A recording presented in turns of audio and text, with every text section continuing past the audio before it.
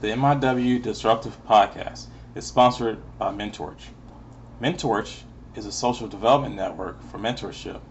Go to mentorch.app to seek knowledge and leave a legacy.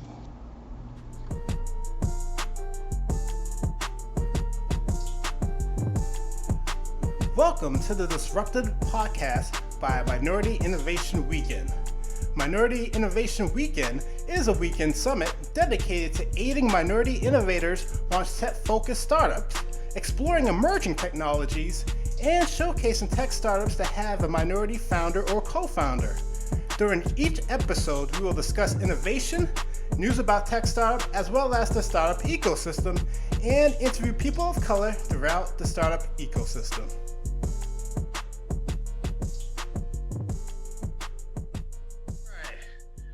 Welcome to the MIW Disrupted Podcast, hosted by Sir Walter and Jerome. Today we have a fantastic guest.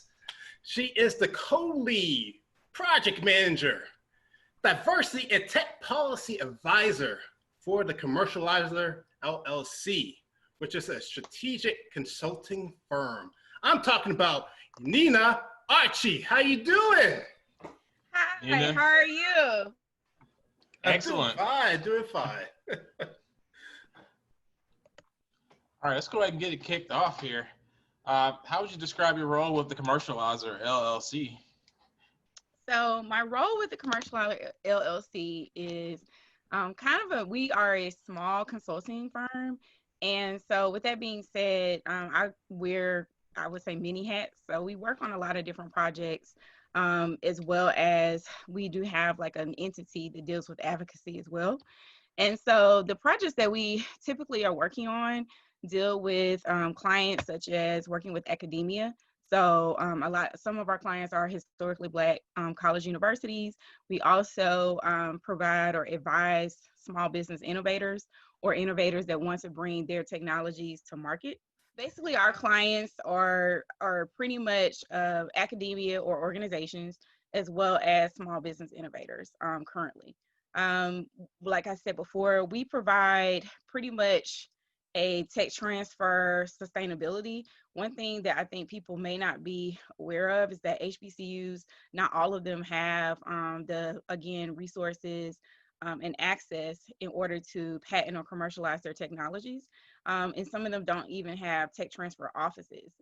And along with not having tech transfer offices, they may not also have small business development centers that they are actually working with in regards to HBCUs. So, in regards to trying to increase that participation of people of color, we try to create initiatives as well as, programs and come up with different ideas in order to pretty much work with academia as well as, again, advising small business innovators on, things such as government funding, such as, again, how can they bring their technology to market. So those are some of our clients, and then those are some of the tasks that I do.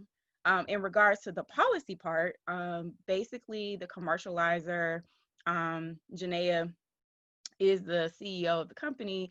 She was asked to testify. And so our group, pretty much co-wrote and drafted the testimony. The testimony was for a hearing that actually was discussing how do we actually bridge the gap and what can we do to actually increase participation for people of color, or I should say people in underrepresented groups. I want to say it that way because women is also included in that. And so what we did was we came up with a testimony, maybe a 30-page research paper on, pretty much like what are some of the issues that are going on, as well as what are some of the solutions that, that we can, basically, or Congress should basically look into. And so from that actually drafting the testimony, we went into also drafting a legislative proposal. So the legislative proposal was basically our, answer to, if you want to bridge the gap, these are some of the things that we feel like, Congress should be doing. in regards to trying to increase the participation for the patent and commercialization process. So. Okay. So that's my hat. So project manager of projects that I just mentioned, as well as the policy part, which is, drafting a list proposal. We put congressional letters of record on the record for hearings. Particularly, we've done that a couple of times with certain hearings, such as the one that the Small Business Administration recently had in regards to how do they build their innovation pipeline, as well as any hearing that we hear about typically that has something to do with underrepresented groups in regards to financial capital, access, resources,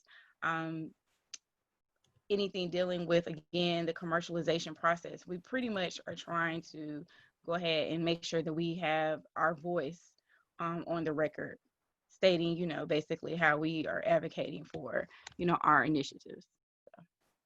Okay. Wow. It sounds like you're doing a lot of great stuff, definitely for the community.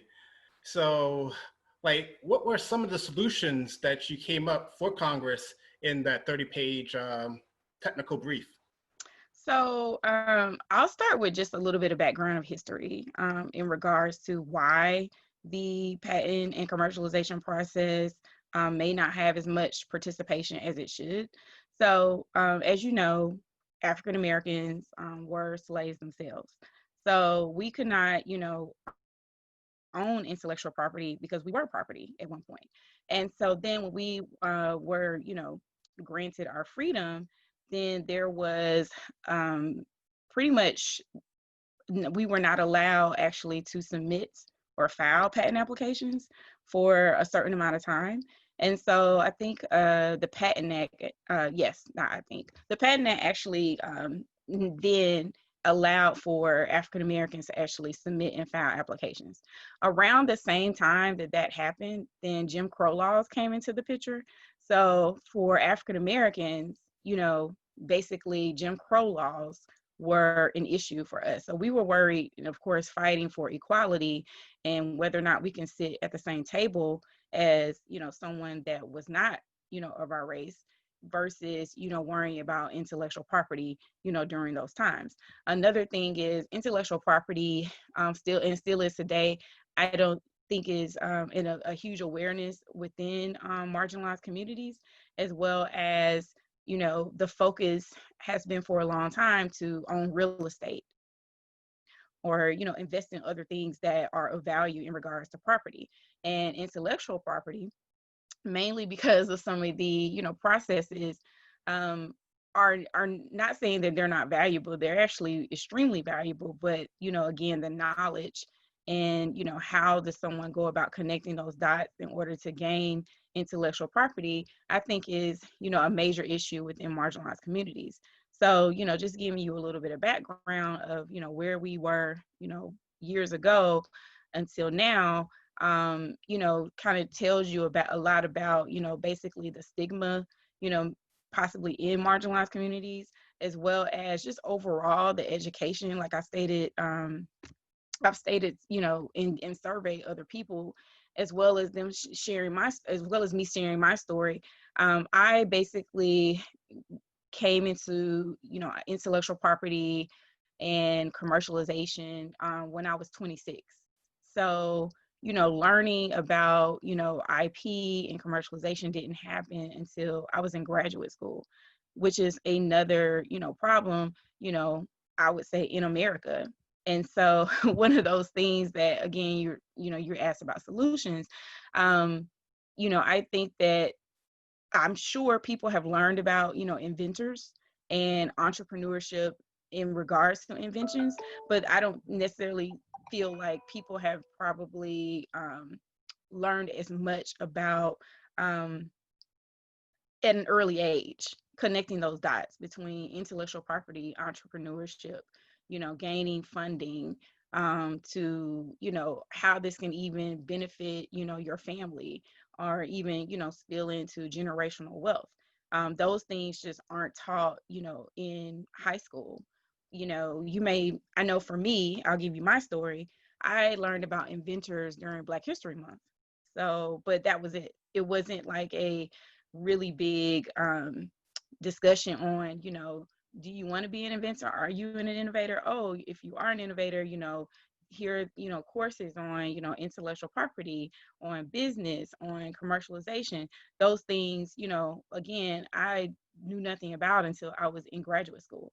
So, in regards to the solutions that we suggested in that ledge proposal, really focus on, one of the things is really the diversity issue. So we really focused on what ways can Congress help with the diversity issue. And one of the things that we put language in there about is actually doing more of a survey, not just with agencies, but also with tech transfer offices, as to, when scientists are basically submitting, whether they're submitting a patent application to the patent office, or submitting or basically gaining information in regards to licensing from or commercialization, or even, basically gaining grants through the SBIR and STTR, there should be some form of data at this point that's coming out of both of those agencies. So the Small Business Administration, as well, excuse me, as well as the USPTO. And so along with those, gaining data from those, and also, again, gaining data from federal agencies across the United States, basically within the Department of Energy, or NIH. Basically, we were saying that there should be some form of, if someone is like a scientist, unless they're working for NIH, like, we want to know basically, are you a person of color? To see basically like how many, people are actually, people of color that are actually, engaged in both of those processes. As well as, like I stated, USPTO and SBA would be the main agencies, but there are tech transfer offices in other agencies, as well as tech transfer offices in academia.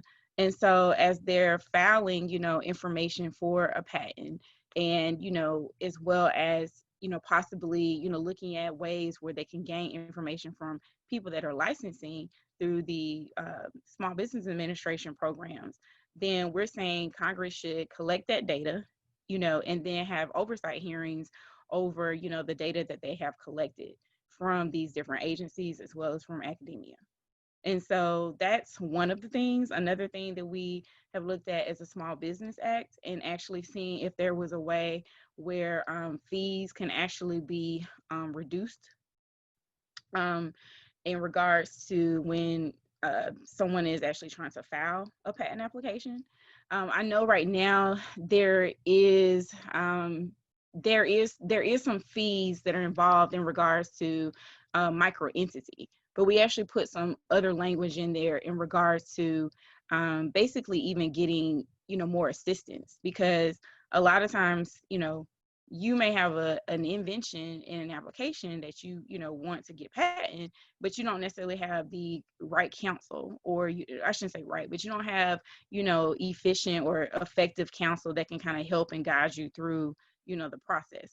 So, a lot of I've also surveyed pretty much like other attorneys that have said that, entrepreneurs need better counsel as well. Going to, someone that may say, oh, I know something, versus, going to like a firm that really, really knows, what they're doing. They're competent, and, basically trying to make sure that they are, helping, this particular founder. Really is very expensive. And so with that being said, like, getting some form of assistance in order for, people of color to basically get the competent, counsel, as well as, people that can really guide them in a way to make sure that, they're successful in the patent and commercialization process as well. So those are at least two to three, different things that are in the proposal. But the main thing in regards to, Congress and bridging that diversity gap is trying to collect data that will allow, Congress to look over that data, and then again have oversight hearings, possibly with, the USPTO, as well as the Small Business Administration, on, those diversity issues. Wow, that's interesting. When do you hope to hear back from Congress? So we actually drafted, where we are now in that process is we've actually drafted a legislative proposal, and we've actually spoken to the House Small Business Committee on the proposal, both, I should say, the Democrats as well as the Republicans. And so there is a process in order, in order to get a bill introduced. And so I'm not going to say it's like an easy process, but it is a process. And so where we are currently right now is, we have drafted the proposal and we have sent it over to Congress. And so that's pretty much where we are. We haven't, been able to, you know, actually speak with someone yet about getting it introduced. So we're in the process of really, trying to find leadership and co-sponsorship to actually get the bill introduced. And also see if there's any language, other organizations that will be interested in sponsoring. Well, you kind of touched on the process a little bit. Okay, so outside of getting like legal counsel when you're filing for a patent, you mentioned that you have an effort to reduce the fees. So what types of fees are associated with filing a patent other than Oh, representation or counsel? Um, I would say there's fees to file. There are fees, for example, like if you want to take your application through the process of, let's say your examiner, has you've gone through prosecution and they have, declared that it's not novel. And so you've gone through the whole, prosecution process. And so now you may want to file, an appeal brief to see if the Patent Trial and Appeal Board will actually, now look at your application. There's a fee for that. In regards to if you even wanted to go through a special program to actually expedite your application, there's a fee for that as well. Now, I will say right now, for anyone, the USPTO has they have now a pilot program that's for technologies that are in response to COVID-19. So if you do have an invention right now that is actually trying to solve any type of COVID-19 related issue, that you could very well go through that particular program and they will expedite it. And that's just because, of everything that's going on with the pandemic. But in regards to, there are certain programs that where you can like make things special, but they still cost money. So I would just say that, if you go to the USPTO's free thing, it's a long range of fees. Like there's a fee for everything, essentially. It's not like, it's not very simple, I should say, but there is a fee literally for everything. All right, so you did mention um, the program SBIR, and STTR. Can you Yes. describe what those are, and do you assist founders in the process? Yes. So I was actually going to bring up some information about it. Yeah. So basically, the Small Business Innovation Research and the Small Business Technology Transfer programs, both their sister programs, and basically they were established through Congress to seek to bridge the gap between basic science and commercialization of innovations, and really trying to bring to market commercially viable products. And so you're basically looking at, what am I trying to say? You're basically trying to find, more ways to also collaborate between private sector and public sector, because of the small business innovation research is more, geared towards small business innovators and their funding, but the small business tech transfer is open to, research and as well as faculty, students, and academia is really, really involved in the small business tech transfer um, 6:30 program, as well as the small business tech transfer program actually requires participation of nonprofit research institutions. So those are the two different programs. One of the other things I wanted to point out is we currently actually advise founders. So a lot of times, when someone comes to you and they say, "Oh, I have this technology, I have this invention," the next thing is about money. Because a lot of times, people don't have money. So, one good thing I think that these programs are very beneficial to, everyone. For that matter, is the fact that this is funding, and you actually could eventually even be contracting with the government, because if you were to receive this funding and you're starting to collaborate with you know um, a particular sciences, or with research, your research is being developed with government. Now you're really in business with government. And I think that, again, within our within what am I trying to say, within marginalized communities, we try to advise and say, hey, these funds are out here as well. This is you have this invention. So we're like, okay, let's see what agency may be interested in actually maybe collaborating, what scientists from those agencies may actually be interested in collaborating, just so people will know that you don't necessarily have to do this all on your own, or again, there's some gateways and benefits to the funding. Did that answer your question? Yes, it did, definitely. Okay. So, I actually found out about the STTR and the SBRR maybe more than a couple now, probably like 8 years ago. And Okay. every now and then I look at some of the listings for different needs the government might need. Is there another resource outside of that, or can people bring their own ideas, or do they have to wait for a listing on this website? For the SBIR, STTR? Yeah, those programs. Yeah. And when you say can they bring their own ideas, what do you mean by that exactly? Say I have an idea for a new tank design. I'm just Oh throwing it yeah. out there. The whole purpose is not for them to.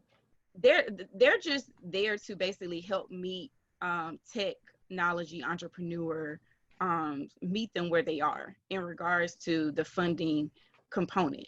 And then in regards to actually trying to commercialize that technology, that's their whole mission. And so whether you are, basically focusing on tanks, or, something else for the matter, the whole purpose is for your technology to be a commercially viable product that can actually be something that people can benefit from, that is innovative. And one of the things that I wanted to also point out is that those programs were established in Congress because we all know that small business actually increases or dramatically helps economic growth. The United States is actually based, or I should say supported, that's kind of like their bread and butter is small businesses.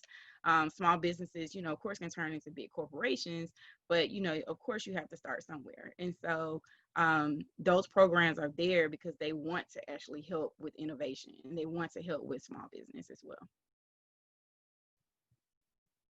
So now this is a pretty broad question about to pose to you, but do you believe like Black tech innovators face institutionalized racial bias? Yes. And if so, like what are some of the steps that some of these founders can use in order to bypass this? So I would say that there is, of course, the stigma of institutional bias. Even in the report that we sent to Congress, as well as you can also look up the Success Act, which is Congress basically asked USPTOs to actually come up with data about why was there a lack of diversity within the patent system, not the commercialization system, but within the patent process. And the thing that came up was, again, the stigma of, bias. Also, let me say it this way.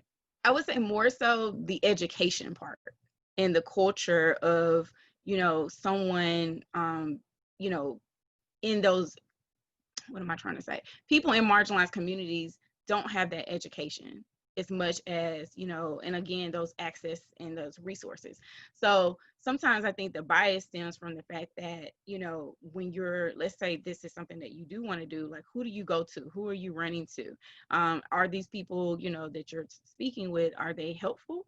or do, like you said, do they have some form of a bias? Is someone kind of trying to lead you through, the way of trying to, help with you actually, winning a SBIR, SCT award, or, actually, when you file your patent application, are you, working with really good, counsel? So those are some of the things that, I find that, is, institutionalized in regards to in regards to the part of, African Americans, as well as women. And I should just say people of color at this point, but that is the issue, is the educational part and the awareness of it, and how much someone wants to actually like teach you or bring that awareness to you. And that, I think that part is like the major issue. And again, like I said, starting off, from history, when Jim Crow laws, like I said, were a big issue. Dr. Lisa Cooks, she goes, and she's an economist, and she goes into, basically IP, as well as the Jim Crow, era.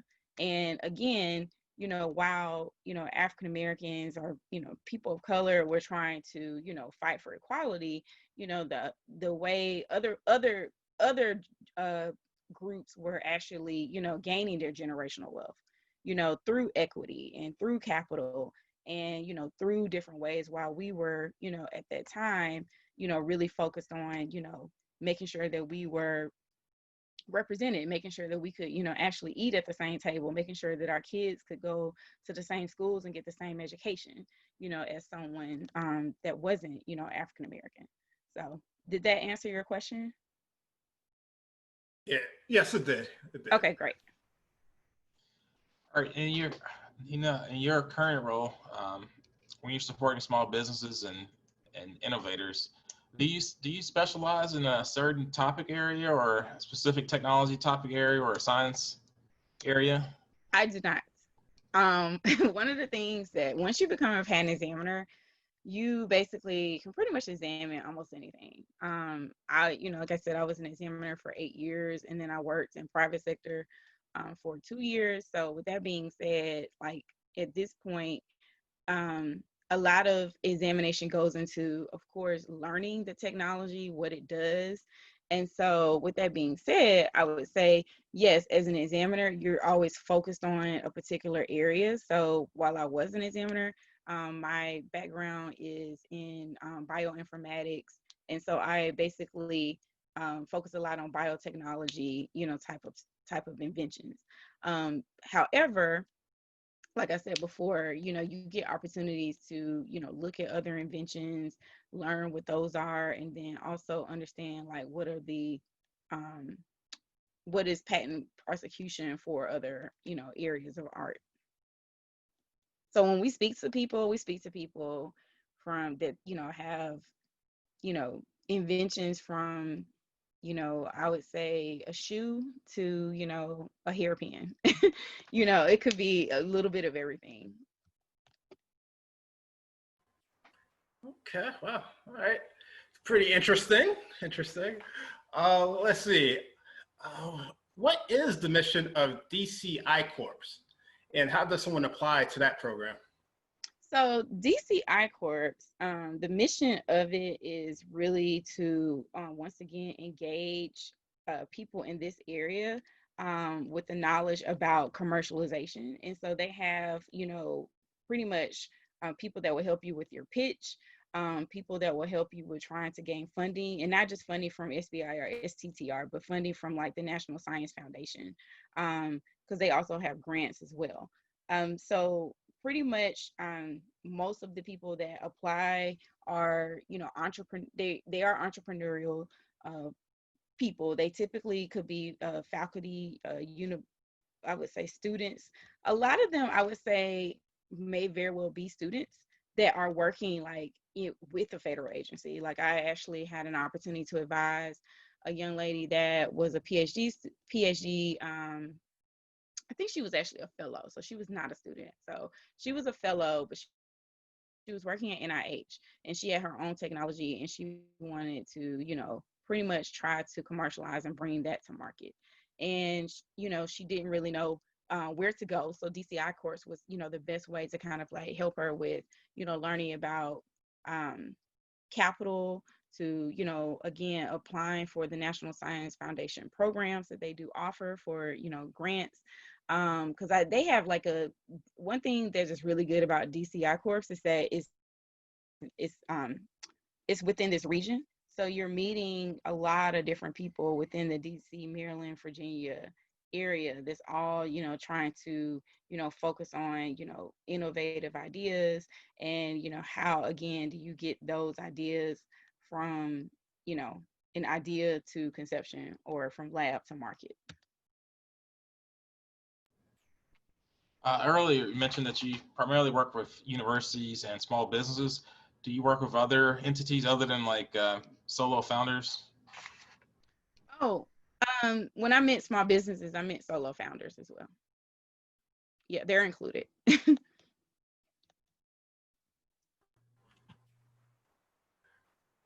All right, so.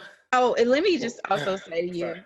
the reason why I typically, when I think about a small business innovator, I think about someone that is either solo, or, they have a staff of, maybe, 9 people or so. And the reason why is because I typically try to advocate that if you are a tech founder, or you are a founder, you want to own as much IP as possible, even if it's early stage within your process. So you could have an early stage technology, or, you basically are just starting out. Still, you should be thinking about, what ownership can I have, whether it's, a trademark for your company, to, your technology, if it's going to go the patent process, or if it's going to go, or if there's anything that needs to be copyrighted, if there's something that needs to be, like, all of those things are things that, once you decide that you're going to go the route of trying to, patent or commercialize something, then an LLC should be, something that should be next step. And then if your name is something that you're interested in, trademarking, that should be also a part of it. So, I think that people don't think about things like that, because they're like, oh, I'm not a business, or I'm not a big corporation, or, like I said, I'm just a solo founder. So these things aren't important, but they actually are, because you never know where, your IP or your technology or your ideas may necessarily go. So, starting off early, and also the fees, you were speaking of fees before, the fees to file. I'm not saying that they're just completely inexpensive, but I still think that they're worth the value, long term, in regards to, where you want to go with, with your innovations, as well as with your company. So I'm going to go back to the government and a little bit about politics right about now. Okay. So of course, the Biden campaign released their "To Build Back Better" by advancing racial equity across the American economy. And he Yes. lists a number of different policies, or at least high bullet points, things that he would want to do, such as expanding access to additional resources and technical assistance for Black and Brown entrepreneurs, Mm-hmm. create a national network of federally funded small business incubators and innovation hubs, and establish an extensive semester-long business development program at every public community college in the U.S., as well as 2 years HBCUs, TCUs, and MSIs. Yes. So what ways do you think these policies could be implemented? So when I spoke with you earlier about, the proposal that we had, these were some of our concerns that we actually, or issues that, we wanted actually for someone to find a solution for. So I would say that the one dealing with expanding access to additional resources and technical assistance for Black and Brown entrepreneurs, I would say through the financial committee, there could possibly be some bills that could, I would say, legislation that could be created in regards to the access, which is dealing with financial capital. I would say one of the things that in regards to the USPTO, uh, speaking with USPTO right now, we've had a couple of different meetings about, is there any pilot programs that can help bring in more HBCUs? So, let's say, an HBC, because there are some HBCUs that have never even filed a patent. They may have been, maybe inventors have, but the HBCU itself may not have filed a patent. So, what are ways that, what programs or initiatives can basically just solely help, HBCUs that have never, even gone through the patent process at all. So that, could be another way to implement, uh, these policies. In regards to creating a national network of federal funded small business incubators, I love that idea. Once again, that would be something that could be implemented through the Small Business Administration. So that again was an idea that we actually thought about in our proposal as well. So, having again legislation that, basically discusses, how that network, can happen. One, because again, the Small Business Innovation Research and Small Business Tech Transfer, again, they're program managers in all of the agencies. Department of Energy has a Small Business Innovation Research SCTR program. So all of these different agencies, have these programs. So, basically, again, increasing that engagement of trying to get more people involved in these programs would be the next, step in regards to implementing those policies. Because in fact, I recently did research on how many people of color are actually filing for, those actual, funds. And it's not a lot. And you kind of wonder, well, again, why is it that, there's not a lot of diverse representation, with basically these resources that are, available. So, when you talk about implementing policies, I definitely think that, those policies can be implemented, particularly, through the Small Business Administration. And the other one, establishing extensive semester long business development program at every public college, public community college. Again, that's definitely necessary. So, um, I would say that that may be a policy that or legislation that could be drafted through the Department of Education. And of course, the committee that, heads the education would be, the one that would look at, legislation that, could be introduced. And then, of course, the agency would be the Department of Education, if not other agencies.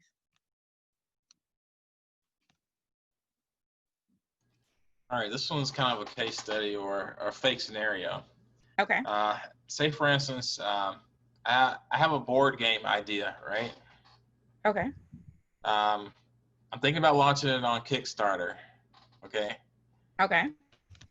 I don't know if there's a a market fit for it, right? Okay. Should I go along and go ahead and try to get a patent for my board game? Um, okay, so you have a board game Yeah, I don't know and there's a product market fit yet. okay, but is it something that, is innovative that you want to do? Well, it's not Monopoly, but it's something that's unique, just like Monopoly is unique. So I would say the first thing that, because we get these kind of questions quite a bit. The thing is not necessarily, I mean, I will say this. If you're thinking about commercialization, then yes, you're always thinking about market research and, thinking about market. But I would say that, again, as a founder, learning, the processes of patent and commercialization, they're completely different processes. Patents deal with, ownership of your IP. Commercialization deals with trying to basically bring whatever technology or IP, because it doesn't have to be IP, to the marketplace. So, the question necessarily doesn't necessarily have to start off with, whether or not, you're in the right market. If you have an idea and it's going the patent route, then you're going to want to ask questions about whether or not this is actually something that is novel. knowing whether or not it's a market for it, I mean, I would say it's something you, of course, would want to know later down the line. But the whole point is the ownership of the patent. And, that goes into, again, knowing whether or not, it is novel, it is a unique idea. Now, if you go into the commercialization part, then yes, that's where you get into whether or not there's a market for your technology, where is that market, who are you trying to actually, get someone to actually license your technology, or, actually, again, speaking with the manufacturer about, what that technology is. Because sometimes people are like, I realize I'm not going to get a patent on this. Like apps is a good example. There are a lot of apps out there, and every app is not necessarily something that, in fact, a lot of them aren't necessarily patentable. However, there is a way to look at them from the perspective, like, commercializing, or looking at, this app in a different way of, like, the technology surrounded around it. So did that answer your question? It does. Okay, That's a great the follow up. I know I just made that scenario up, but I like the app scenario a lot better. great. So we've been asking you tons of questions about policies and a lot of different programs that the government provide. Is there anything that you want to share with our audience that we didn't ask you? Oh man, that's a big one. Um, so I would say right now, what I would strongly, point out, is because of the COVID-19 situation. I think that, it is time for people to, look at their technologies, and say to themselves, I may need to pivot. And if I pivot, what can I do to be innovative in order to, patent something or commercialize something? Because the time is now. And there's a grant every day I see. So there's so much funding out there, not just dealing with government funding, but just funding now in general that is trying to, focus on people of color, getting grants, as well as focusing on just initiatives that are going to help with innovative solutions in response to COVID-19. So all of this, stuff is out there now, for, people to basically patent and commercialize, whatever they're trying to do. Another thing that I wanted to speak about in regards to the audience is to, really understand the importance of IP ownership, and how that is a direct it's in direct relation to the racial wealth gap. So there have been a lot of, discussions about the racial wealth gap and what can we do, and, the reparations act, where, will that be introduced, and, what do people think about that? It's just been a lot of conversations on the racial wealth gap. And I wanted to, just state that I think IP ownership for marginalized communities, not saying it can solve every, problem with the racial wealth gap, but I definitely think that it can definitely help, with, bridging that gap. The more and more, again, people in marginalized communities know a lot about IP ownership, and the more and more I think that they can own, their own IP, they can create generational wealth, and they can, we can start seeing, hopefully, a closing of that wealth gap.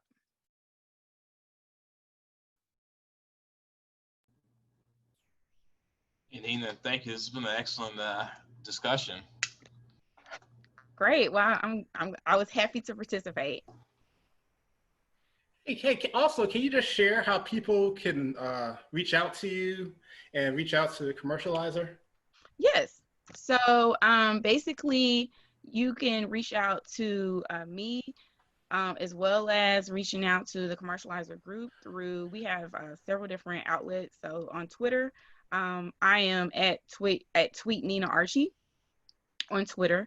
I also have a couple of different email addresses, so I can actually either give those to you or just recite, what they are. So one is policy@JanaeaGriffin.com, and the other one is Nina@innovatorconnector.com. And let's see. And also we basically are definitely on social media on Instagram as well. We have Instagram handles. So one is Janaea Griffin and the other one is Innovator Connector.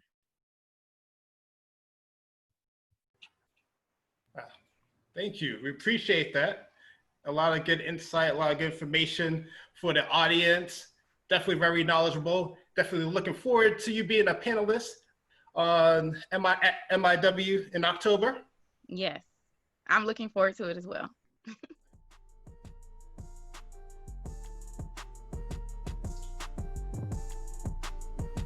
That wraps up this episode of the Disrupted Podcast by Minority Innovation Weekend. If you haven't already done so, please subscribe. Check us out online at www.minorityinnovationweekend.org and connect with us on Facebook, Instagram, Twitter, and LinkedIn. MIW 2020 is coming up on Saturday, October 3rd to the 4th, so head on over to www.minorityinnovationweekend.org and register for MIW 2020 today.